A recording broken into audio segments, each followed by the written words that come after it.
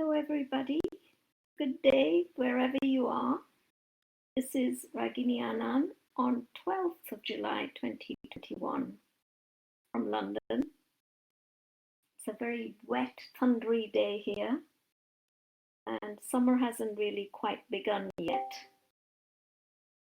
Next week, we're hoping that there will be a heat wave of a sort. Temperatures will go up to 24 degrees, and we can commence summer time, hopefully. Wimbledon is behind us, and the Euro football matches are behind us. So we are sport free and looking forward to the holiday season. So wherever you are, welcome to this introductory talk. I'm an author of the book named Radhika and the Seeds, a parable of Hindu gods.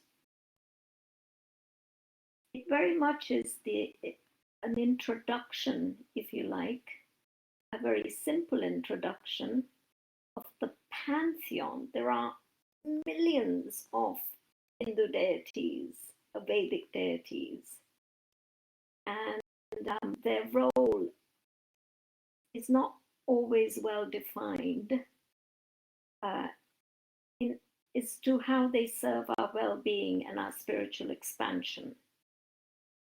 So some of you know me from other pod talks that I've done on the Discord platform for the Ours community, whether it is looking at the wheel of life from the viewpoint of the Vedic culture, or more recently looking at naturopathy, the philosophy and principles for your well-being.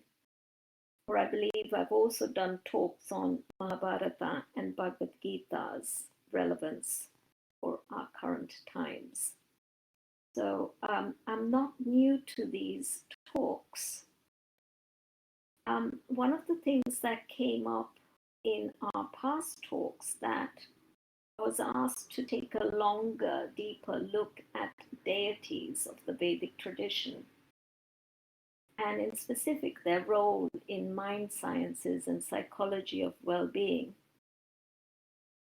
And as I was mulling through as to how I would do that, I felt that the book that I had channeled, and I think it was 2001, it might have been earlier, 2001, I believe, it offers the best real backdrop, a simple but very powerful backdrop. Yes, Radhika and the Seeds, a parable of Hindu gods, is a short book which is available on Amazon. It is only 36 pages or so long. That was written in one sitting, so I literally wrote it in one sitting. I was on a flight from Tokyo to London and suddenly had this urge to just pick up the pen and start writing in my A4 notebook, which I always carry. And I love to write in it with my blue ink pen, which I always carry too. But for this particular work, it was very odd. The words simply started flowing and pouring. There was no pauses or hesitations or cancellation of sentences or rubbing out. It was just a stream of consciousness in a creative mood. And I was just the conduit, just penning it down, not hurriedly, just very casually and consistently. And my husband, Scott, was with me, and he witnessed the happening. As I was writing, he was saying, "What are you doing?" And I said, "Well, I just feel like writing this. I don't know exactly where it's going, but I'm just pouring out." And in this story that unfolds, Radhika is the central character. She wonders why some seeds that fell from a tree that she was looking up at live and others simply don't survive. And she goes on a journey. She's been given the power, the ability to talk to the two seeds, the one that succeeds and the one that fails. And Radhika unravels the mystery and learns that with her focused thought, she can direct the energy behind each of the Hindu gods and goddesses to achieve the wishes in her life. And that's really the unfolding of this story.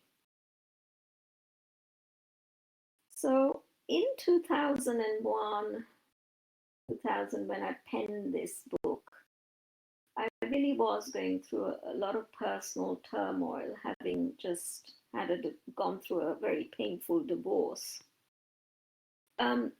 It's funny that at a time like that, you do have this situation where you were in delusion. One of the happenings of the universe. There are 5 happenings that happen in the universe. You have a role, if you like, of creation, and you have a role of sustenance or maintenance. You have a role that happens, which is of rejuvenation. But then you get into this conscious state of delusion. And I was very much in a state of delusion when I was living with, in my previous existence with my relationship that then ended up in a divorce. I was very deluded. And the pain that you go through, such as the divorce, is one of those situations where you're able to either come out of delusion and you know climb out of it, or you go under. It was one of those situations. So I was very much looking for a sort of some spiritual guidance, is what I'm saying at that point. I was looking for liberation, if you like, pulling out, being pulled out of this delusion and being pulled into liberation. And at that point, I had turned to a lot of philosophical thoughts and lots of reading of Puranas and the Bible and you name it, everything that could possibly guide me towards pulling me out of this delusion was my food for thought. That's what I was going through at that time. And it was funny because when this book was written, I think it was very much a line in the sand when I channeled this book. It was very much a sort of a announcement of what was to come in my future life. Yeah, I was being asked to channel this book. I was channeling this book with the idea that I'm going with a sort of almost a suggestion of what was going to come. And looking back at it now, it was very much aligned in the sand that I remember now clearly. It was my turning point. It was me being pulled out of delusion towards a sort of an idea of liberation. So these 5 states of consciousness that we go through: creativity, maintenance, rejuvenation, delusion, pulling out of delusion, and liberation. I was very much at that point where I was being pulled out of delusion when this book was given to me.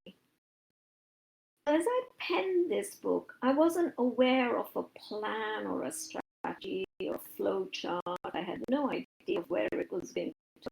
I was moving my hand as the pen was like almost dancing across the pages.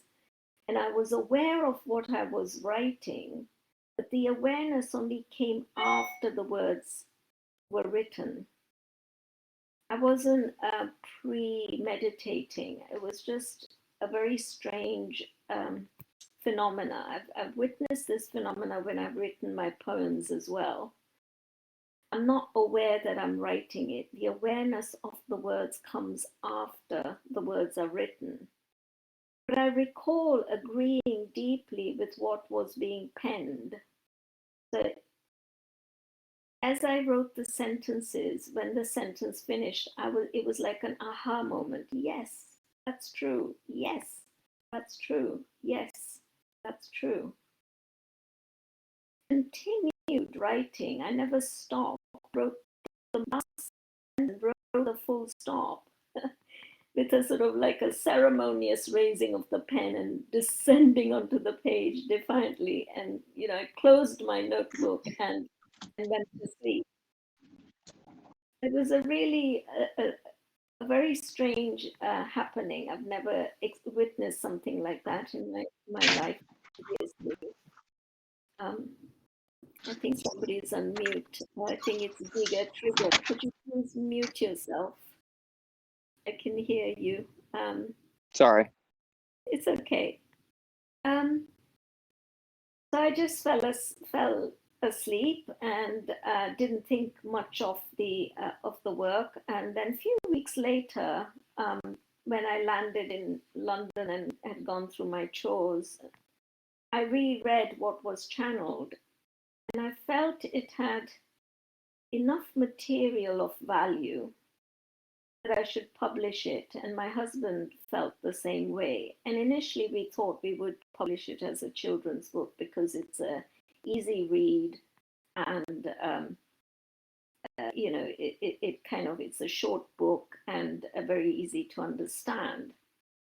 But my husband said, as he read it, this is one of those books that cuts through many generations. It is relevant to children as it is to adults. So even though it's a complex subject, it's very relevant to children, and adults can also glean a lot out of it very quickly. So I typed up the copy, making no changes. I hardly did any correct. There was no rewriting of sentences. So the sentences you read in the book are as they were given. We may have added punctuations and that sort of thing, but nothing was changed. And then I hired an illustrator who illustrated the book with the pictures of the deities as they occur in the book. And I very quickly self-published it on Amazon Kindle Direct, thinking, well, it'll go where it needs to go. But I did think, well, let me see if any of the book reviewers, what do they think of my first ever stab at a book?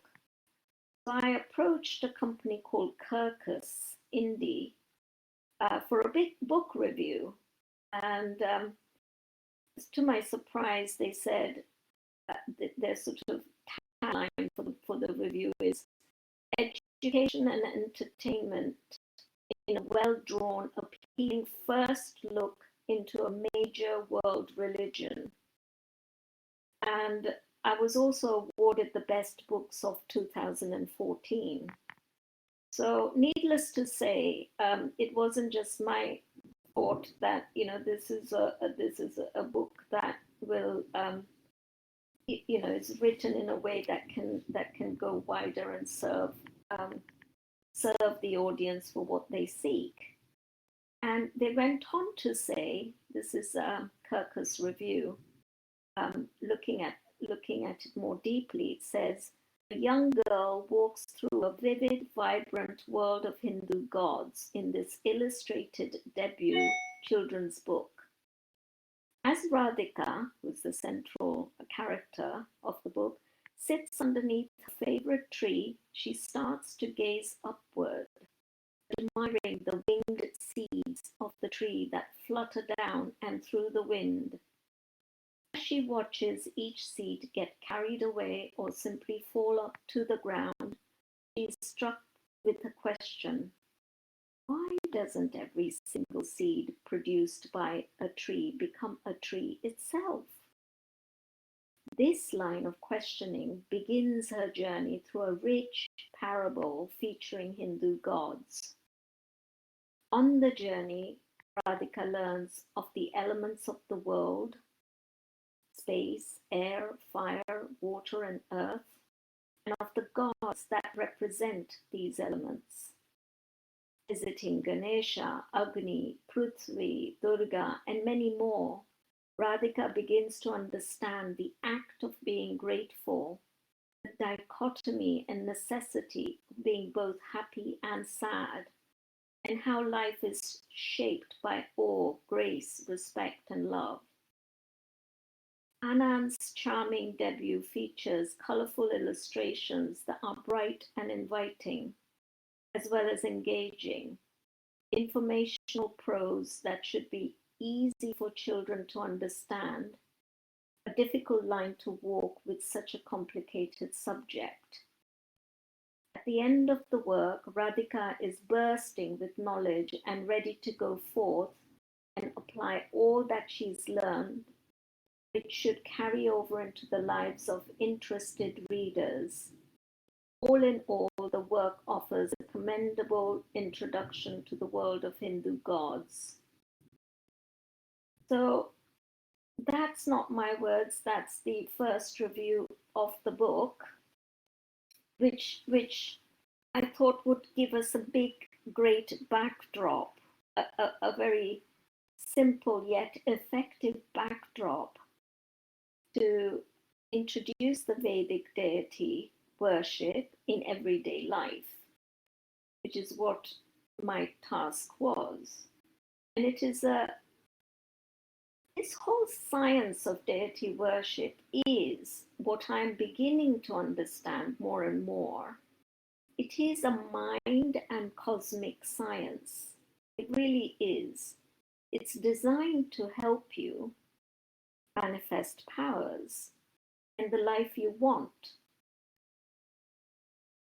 And how can I claim this? Well, since 2002, that's all I have been doing, and my life has been changing in ways that I can't even begin to express.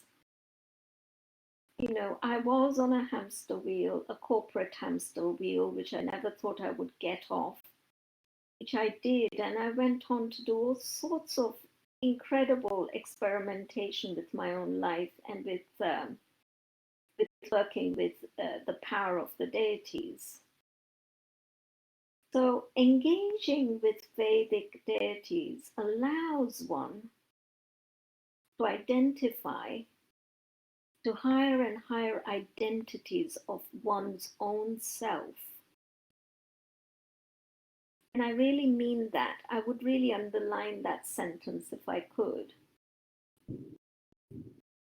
By connecting with and worshipping these deities, you're really able to download the very consciousness of that deity, i.e., the power of that deity, into your own consciousness, little by little. And with awareness, and you will begin to experience the expansion towards your own higher existence.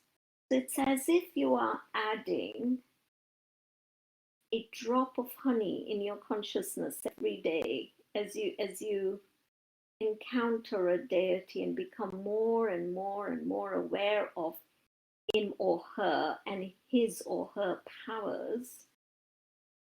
You begin to unfurl in your mindscape the ability for consciousness to do that within you. That's the only way I can explain it, really.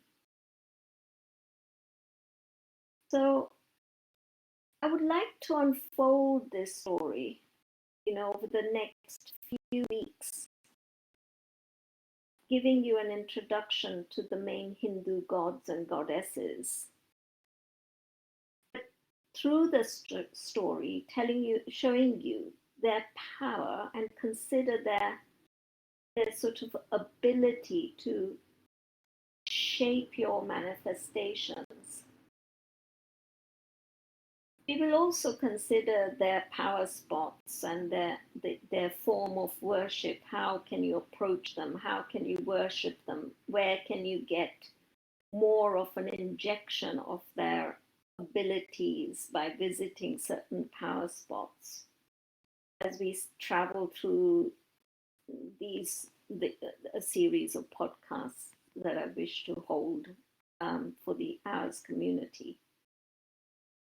And I can guarantee you that you will be transformed for the better and become more powerful in many ways. You will always have tools in your consciousness toolkit. It really is like a toolkit where you can, it's a go-to place in a place where you are stuck in life, to go to the right tool, to engage with the right tool at the right time, at the right place, to have an opening, to have a door open. It's like an invisible maze. And these deities are pointing you towards, towards an exit, towards a way out. And so it will be extremely fun and simple way to look at how you hear the thunder in London. It's just raining, cats and dogs here. It's like the monsoons. I'm just hoping we're not going to be flooded. We've had rain constantly now for nearly 2 hours, and it's thundering like mad. If you're wondering what that noise is in the background, it's that. So with that, I'm going to ask you to buy a copy of Radhika. It's not a lot of money on Amazon. It's called Radhika and the Seeds. Radhika is spelled Radhika, and the Seeds by Ragini Anand, and it's on Amazon. And once you've downloaded it, we can embark on this journey together. We'll read it and we will really dig deep and drill down and look at it very, page at a time, deity at a time, and unravel.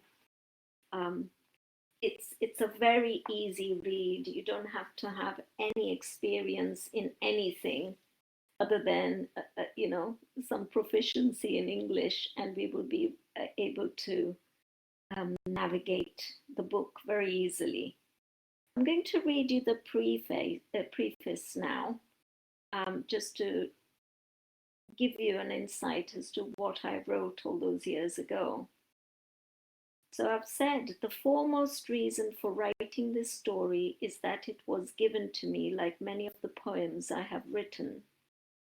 They simply emerged from a source. This work I felt would benefit young minds groping to understand what to believe and why to believe in it. Hindu deities and the absolute God are mysterious and complex. Require many stories and parables to bring them to life. I feel that the story can piece various deities and absolute God together in a young person's mind in ways that help them learn to relate to the forms in times of personal strife, confusion, or even inspiration. I grew up with the Hindu pantheon of absolute God and many subforms, which are represented by a multitude of deities. In my youth, I did not know their deeper meaning and their ability to improve the way we think and live. Initially, to the untrained mind, the whole cacophony of worship can seem mindless, overwhelming.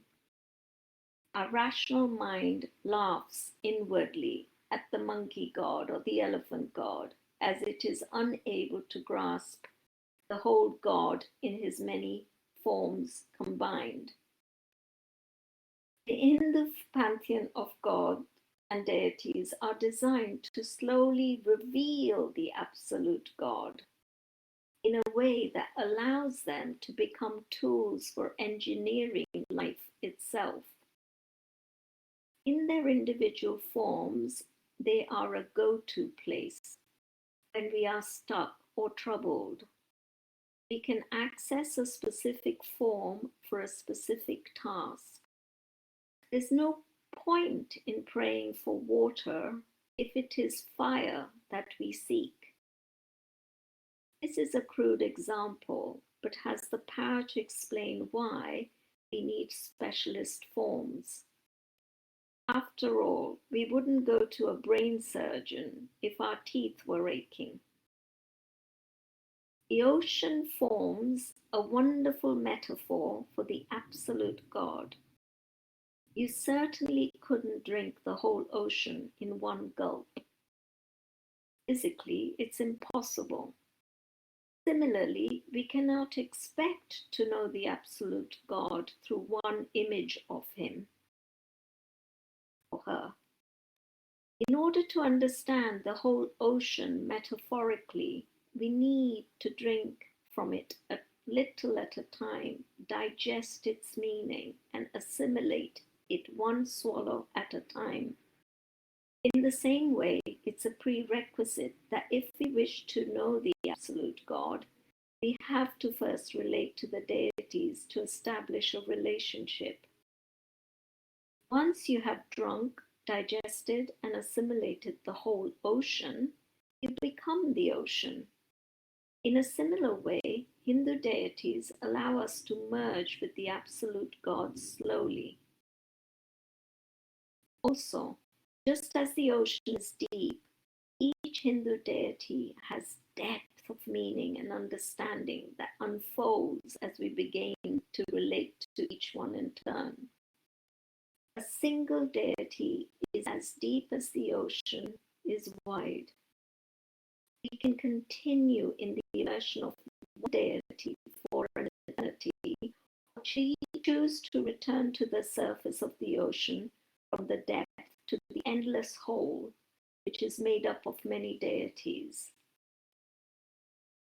In this way, we use our conscious life to unravel the mystery that surrounds us, all in a systematic way. Hinduism is not a religion that focuses on the do's or the don'ts, but is a philosophy that helps us better our thinking so that we can slowly begin to perceive the absolute God. It is a toolkit for the brain to reveal and see the many facets of God and ultimately God Himself. This is the power of the techniques held in Hindu thought. After I'd rejected the Hindu mythologies and methodologies many times and read many world philosophies that didn't increase my understanding of God, I returned to the completeness of this ancient tradition. Now, as I refine my own thought, I have embraced the system fully and have used it to turn my and many other lives around. I employ often misunderstood techniques for focusing on the truth of things. The more I've read and learned, the more I've realized that it is the superset of all thoughts and concepts of God. As parents, we need to expose our children early to the idea of this universal pantheon to give the head start for full assimilation by adulthood. It is a case of helping our children take their awareness to places where it may not naturally go. I hope this work will help parents achieve that goal in their own lives and in the lives of their children. So that's a very simple foreword that I've written way back then. That gives you a background for the book, and I look forward to actually diving deep into aspects of it to kind of really understand how this becomes a mind science toolkit for expansion of our sort of higher identities by just looking at a deity at a time. We're kind of adding drops of nectar into our consciousness, a drop of honey, as somebody once told me, to be just dropping this sort of beauty of how consciousness can expand within us by being given a very relevant story of a deity and their powers and their abilities, so that we can expand ourselves to become such that which we have understood. So I hope I can bring some of you on board on this journey. And I think I don't envisage it being any more than maybe 5 or 6 sessions. But you will get a very good idea of all the major deities that are worshipped in the Vedic tradition. I'm not saying it'll go into all of them. And then if one particular deity takes your interest, then you can start diving deep. As I said, they're as deep as they are, as the ocean is wide. So it's an endless journey, really, of learning and experiencing and expanding. And when these deities do become alive in you, they are real, they become alive in you. And when you start embracing them, they become your friends. You know, I mean, I now wake up and I my first look or think or thought is, Ganesha, please remove all obstacles in my day to day and clear the path and make sure that you are guiding me so that things that I cannot see, that you can, you make me silently aware of those obstacles, so that I can go through them in an easy way. So you see, you just suddenly, you will begin to become aware of what it is that you need to ask for, because you've had a connection with the deity. Because the human form can only identify with a human form. It's not easy for us to identify with something we can't see, touch, or feel. But as soon as it has a form that resembles our own being, then suddenly we can form that form in our heads, and we can begin to have a conversation. I'm not saying you can't have a conversation with the unseen. Of course you can, but it's just breaking down the big wide ocean into chunks that you can understand, aspects, if you like, of the whole ocean. What would they be? The ocean is creative. What is the creative energy of the ocean? Well, is that Brahma? It's being maintained. And how is it being maintained? What are the processes of being maintained? Well, that's Vishnu's role. That there is this liquidity that is the water, the form of water. What is that? Why is it that it has certain universal solvent type qualities? What does that mean? Why does it freeze from top down and not bottom up? Why does it freeze exactly at 0 degrees? All these concepts only become possible for us when we break down all the aspects of the absolute. And I think that is the benefit of looking at deities and seeing their roles and really becoming intensely aware of what that means. So I'm not going to say any more. I think I've said enough. I'm now going to open up to any questions, but I hope to see some of you on that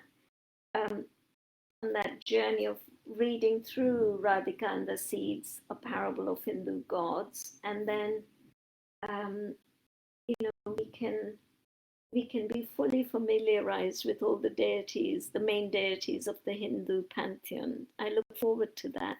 So if there are any questions, I'll take them now. Otherwise, I'll wish you a good day wherever you are.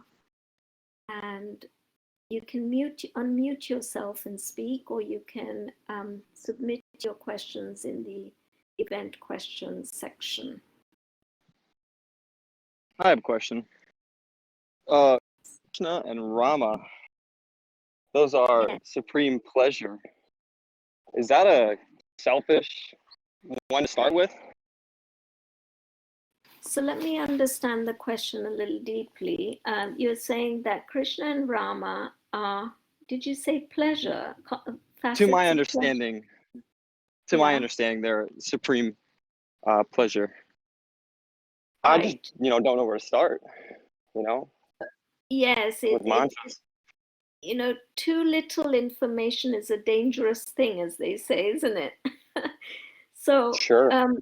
So the trouble is with Rama and Krishna's stories, we're not even going to begin to go there. They're not the beginning point. When you first coming to the idea of deities of the Hindu pantheon, you can't go straight there. Okay, it's too. Their stories as an avataric forms. They were avatars. So, Rama was the earliest avatar of Vishnu, and Krishna was the most recent avatar of Vishnu. They came to the earth plane to put a wrong right. Whenever the life, not human life is, if you like, it's, if you and I die, nothing is going to, the universe is, it's going to have no impact on us, on the world or the universe, right?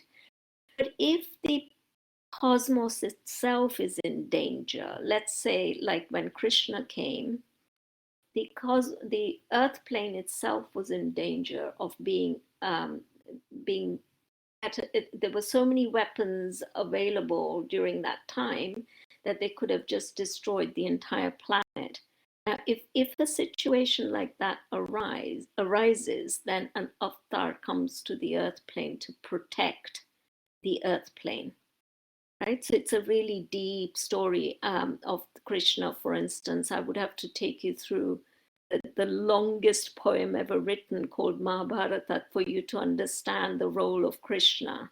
It's too deep for us to get into in this introductory session. Okay, and Rama was another story. He came on the earth plane to restore dharma. Dharma meaning the divine truths of the cosmos. So the ability to be the best brother, the best husband, the best ruler, the best everything, the best human being. Okay, he came as an example of what that might look like at a time when dharma was possibly, it could have gone wrong. Dharma meaning right action, the right way of living was not being adhered to. So he came as an example.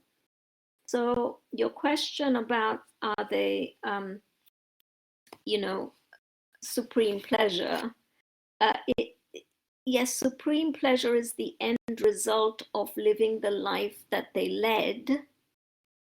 You get to that life, but it doesn't come without a cost. And it's kind of demonstrating, their lives are demonstrating, how do you get to supreme pleasure? Well, you have to go through all the things that they went through to refine your life to get to the supreme pleasure.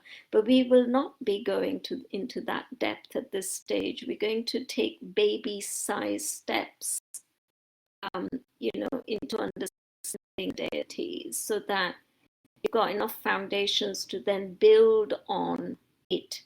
with the stories of Rama and Krishna and Ramayana and Mahabharata, which are a academic level, university level, professorship level understanding of deities. So this is not the forum for it, but it's a good question. I'm glad you asked it. And we may get to it over a course of time on these forums, but it's not the intention of this particular introductory talk to the parable of Hindu gods. I hope that answers it. That was a long-winded answer, and I might have lost you in the process, but it's very complex. Oh, I'm here. That was beautiful. Thank you. Thank you. Are there any other questions?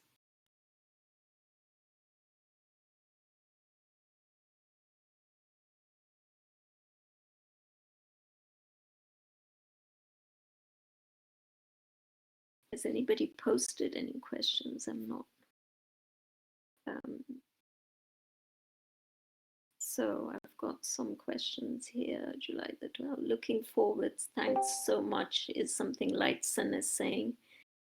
Triple Check is saying, is it the Hindu system, Mother Earth, a living deity too, like in Gnosticism? Okay, yes, Mother Earth is a living deity. Mother Earth is a living being. All the deities in the Hindu pantheon are actual living beings. Okay, elements of consciousness that are living, that have independent intelligence. Just like Mother Earth has independent intelligence that allows us to twirl around her axis and go around the sun. That's what I call independent intelligence. And she has the ability to hold all of us in place and the ability to recycle all our dearth and girth. And, she is a living entity, a living deity. Absolutely. Giga Trigger is saying, thank you. I clearly have much to learn. I hope I can help you with that. And Triple Check is saying the previous post I did is Green Tara from Hindu pantheon or Buddhism. Yes, all is energy in existence, and including us are manifestation of that energy. Correct. We're all consciousness. Hindu philosophy says that we are consciousness ultimately. We are too identified with the objects of the world. Yes?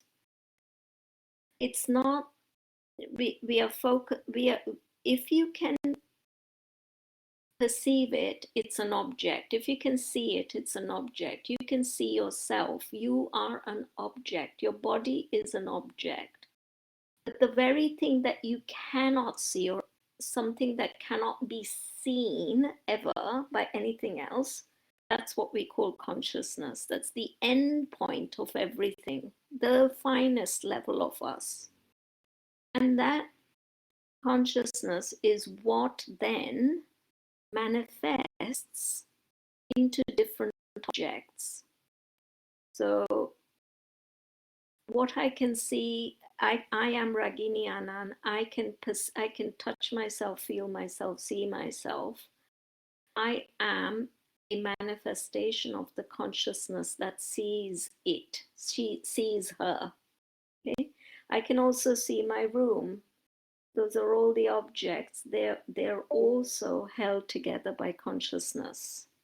Now it's a very, we're going to have to get to that phenomena. Consciousness is the underlying thing of everything. That's what we're here to unravel. And Hinduism is all about that. In this book, I've called it the ocean. Consciousness is the ocean, right? And everything else is the objectification of that, waves of the ocean that we can see. So yes, the great Tara of the Hindu pantheon. Tara is, I believe, a Buddhist deity, and she represents Lakshmi, as far as I know, of the Vedic, the equivalent. And yes, all is energy in existence, and including us, our manifestation of that energy. Absolutely. Is this original ocean ever beyond Brahma and any concept we create? This is Advaita, like in Advaita. Yes, Advaita says,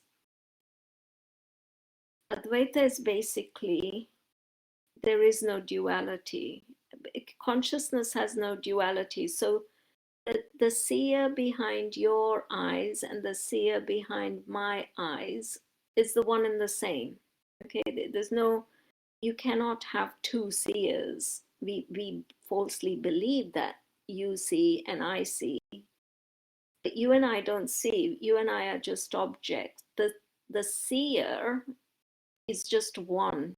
Okay, and that's what we mean in Advaita, that you and me are the same if you take the objectification away. At subjective level, we're one and the same.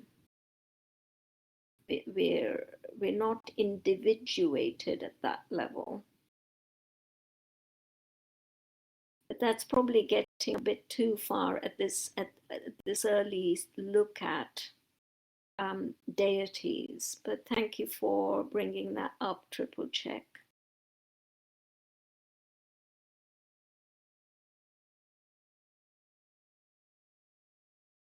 It's not beyond Brahman. Brahman is basically, as I see it, the ocean, the consciousness, the sea of all potential.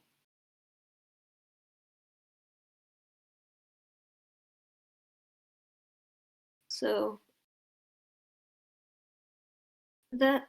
any more questions? Or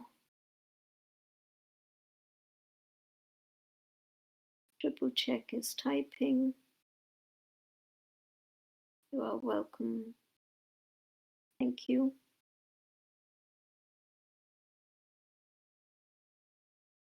So I'm looking forward to just reading this simple book. Rock UZ is saying thank you. Thank you again for being here. And I don't know if if you got the book, but if you are going to join me in these podcasts, then I'll write the name of the book at Radhika and the Seeds of Parallel.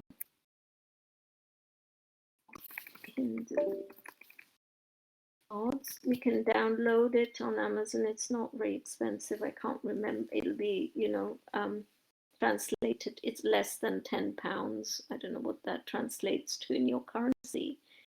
But if you download it, then we will have depiction of some of the gods and also the story to run through together.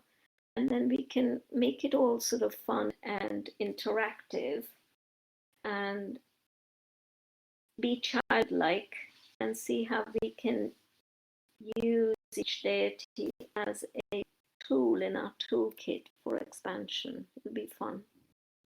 So please download it and then we can meet. I think the Hours team are going to publish the dates and the times. I don't know when that's going to happen. It will be on the Hours platform and not here. It won't be on Discord. It will be on the actual new platform when that is ready for us to migrate to.